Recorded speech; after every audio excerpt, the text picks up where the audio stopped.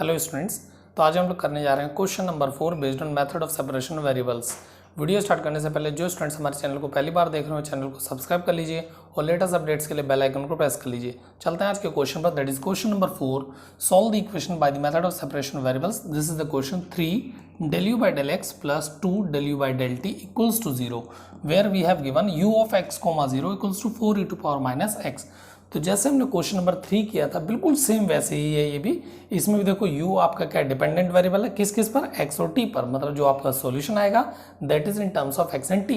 तो x यहाँ पर एज इट इज है, तो देखो क्या 0 रखा है, t 0 रखा है, जैसे हमने पहले किया था बिल्कुल सेम वैसे ही आपको यहाँ करना है। So let's start the solution of this question. we have 3 del u by del x plus 2 del u by del t equals to 0. Say this is first, right? Let u equals to capital X and t be a trial solution. Trial solution मतलब हमने मान लिया है कि ऐसा ही solution आएगा, तो उसको अज्यूम कर लिया है। See this is second, let u equal to x t be a trial solution. So this is second, हमने इसको क्या मान लिया, सेकंड मान लिया है। आप चाहें तो ये लाइन को इसको बाद में भी लिख सकते हैं, कोई दिक्कत नहीं है, right. Where capital X is a function of x only and capital T be a function of small t only। ये only इसीलिए लिखता हूं ताकि आपको ये पता रहे कि सिर्फ x का ही है, t उसमें इंक्लूड नहीं है, राइट। सेम ऐसे t आपका t का फंक्शन है, उसमें x इंक्लूड नहीं है, ओके। सो अब इसमें से आप डेरिवेटिव्स निकाल लिए इसके अकॉर्डिंगली और फिर हम उसको उसमें सब्स्टिट्यूट कर देंगे। सो differentiating second partially with respect to x we get, तो क्या मिल जाएगा, that is del u by x के रेस्पेक्ट में कर रहे हैं, del u by del x equals to, तो t आपका constant, t as it is, del x over del x। अब क्योंकि x सिर्फ x का ही फंक्शन है तो इसको हम लोग कैसे लिख सकते हैं, so this is t dx by dx, right. तो ये हो गया आपका 3, और यहां लिख सकते हैं since capital X is a function of x only, इसलिए हमने ऐसा इसको लिख पाए हैं, right. So again differentiating second partially with respect to small t we get, तो तब क्या मिलेगा आपको, that is del u by del t equals to capital X आपका कांस्टेंट का वर्क करेगा, this is del t over del t, right. और इसको भी सेम बिल्कुल ऐसे ही लिख लेंगे, so this is nothing but x dt over dt, say this is 4। इसको भी सेम रीजन ऐसे ही, same t is a function of t only, right. ये सब चीजें आपको स्टेप बाय स्टेप ऐसे ही करनी है। और अब क्या करना है, 3 और 4 को यूज कीजिए, कहाँ करना है अपने को, फर्स्ट में। से लिख दीजिए using 3 and 4 in first we get, तो इसमें रख दीजिए आप वैल्यूज को अपनी। सो स्टूडेंट्स, मैंने अपनी एक ये वैल्यूज पुट कर दी है 3 और 4 की फर्स्ट में। तो उसके बाद में अब यहाँ से क्या करना है बेसिकली आपको, तो एक टर्म को उठा के आपको राइट साइड शिफ्ट कर दीजिए पहले। तो कैसे लिख लेंगे, this implies 3t dx over dx equals to, तो मैंने इसको अगर शिफ्ट किया तो minus 2x dt over dt, इतना आया। इसके बाद में मेथड ऑफ सेपरेशन वेरिएबल जो हम लोग करते हैं, सेपरेट कर दीजिए इनको, x की तरफ, t की तरफ, तो ये हो जाएगा therefore this is nothing but dx, तो 1/x राइट। तो ये इसको 3 को भी आप यहीं रखिए, 3 by x dx by dx equals to this is -2 by capital T into dt by dt, right. यहाँ तक हो गया। और इसको मान लीजिए आप 5 हो गया आपका x की तरफ t की तरफ। Now since x and t are independent, since x and t are independent variables, therefore equation 5 can only be true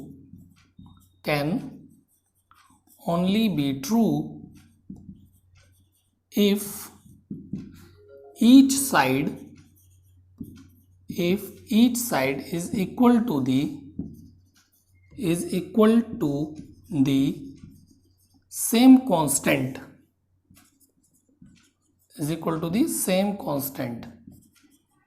say a।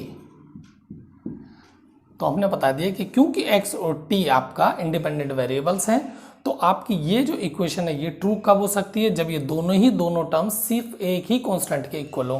तो कैसे हो जाएंगे, that is 3 by x dx by dx equals to -2 by t dt by dt equals to a। So this is 6। तो यहां से क्या लिख सकते हैं हम लोग, from 6 onwards, from 6 implies this is 3 by x dx by dx equals to a। एक तो ये चीज, दूसरा and -2 by capital T dt by dt equals to that is a। अब इन दोनों इक्वेशन को आपको सॉल्व करना है, तो कैसे कर लेंगे। So from here we can write dx over capital x, और ये दोनों चीज चली जाएंगी इधर। So this is a by 3 constant और dx, राइट। अब आप इंटीग्रेट कर लीजिए। ऑन इंटीग्रेशन क्या मिल जाएगा आपको, we get this is log x equals to ax by 3 constant dx का हो गया x प्लस एक कांस्टेंट और आएगा इंटीग्रेशन का, दैट इज log b। तो इसको कैसे लिख लेंगे, this is log of x, इसको इधर लेके आए तो log m minus log n, that is log m by n। This is equals to ax by 3, right. तो यहां से क्या लिखा जा सकता है, this implies x by b equals to this is nothing but e to the power ax by 3। तो और क्या लिख सकते हैं, so this implies x equals to b e to the power ax by 3। तो यहां से कैपिटल X की वैल्यू निकल गई आपकी। सो इसको आप रख लीजिए ब्रैकेट में आपके समझने के लिए, राइट। अब मुझे निकालनी है ऐसे कैपिटल T की, तो कैपिटल T भी निकाल लीजिए, ठीक है। ये पोर्शन यूज कर लीजिए इसको। सो this is nothing but dt by capital T,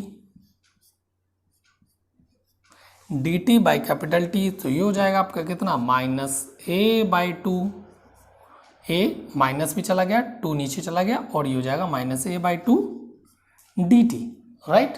अब आप इसको इंटीग्रेट कर लीजिए। So on integration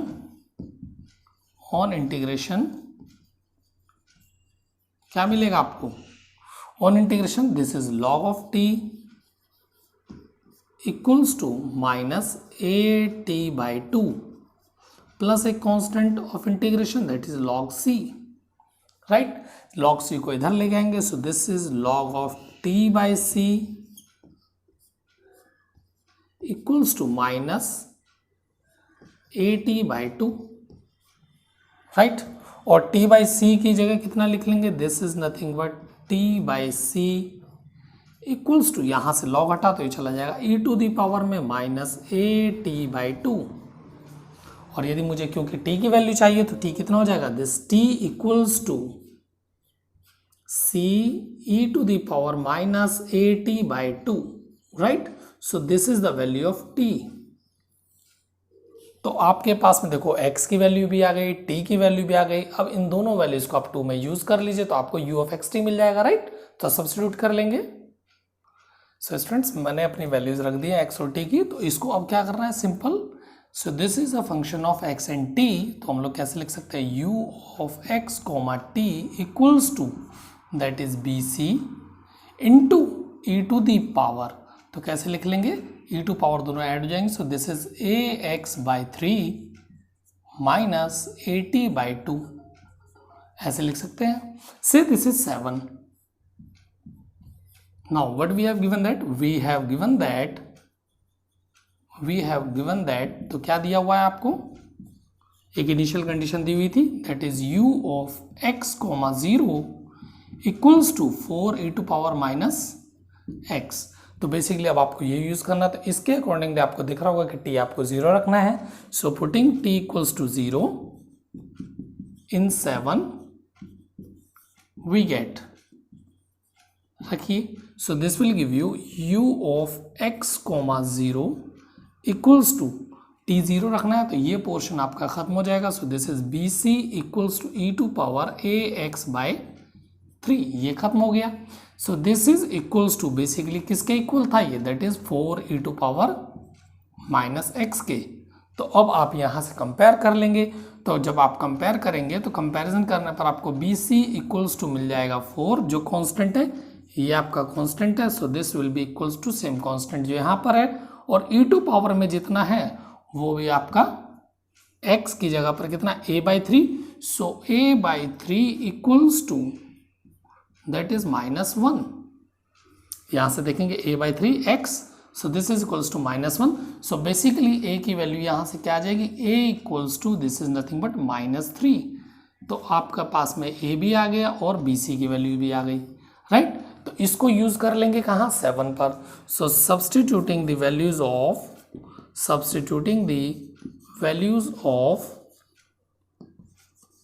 BC and A in 7 we get, तो क्या मिल जाएगा बेसिकली आपको, u of x of t, therefore u of x of t equals to, basically BC की वैल्यू कितना है 4,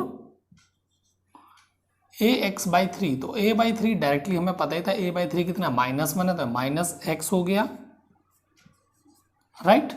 तो a की वैल्यू कितनी है -3, जब यहाँ -3 लगाएंगे तो माइनस माइनस हो जाएगा बेसिकली प्लस, राइट। तो हो जाएगा 3t बाई 2।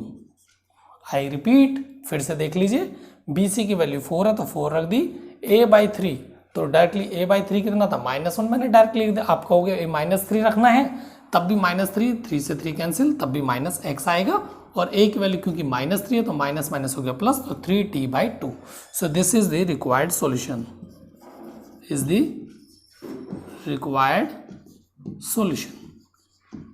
आई होप आपको ये क्वेश्चन बहुत अच्छे से समझ में आ गया होगा। वीडियो अगर पसंद आया तो प्लीज़ इसको लाइक कीजिए और शेयर कीजिए। Thank you very much.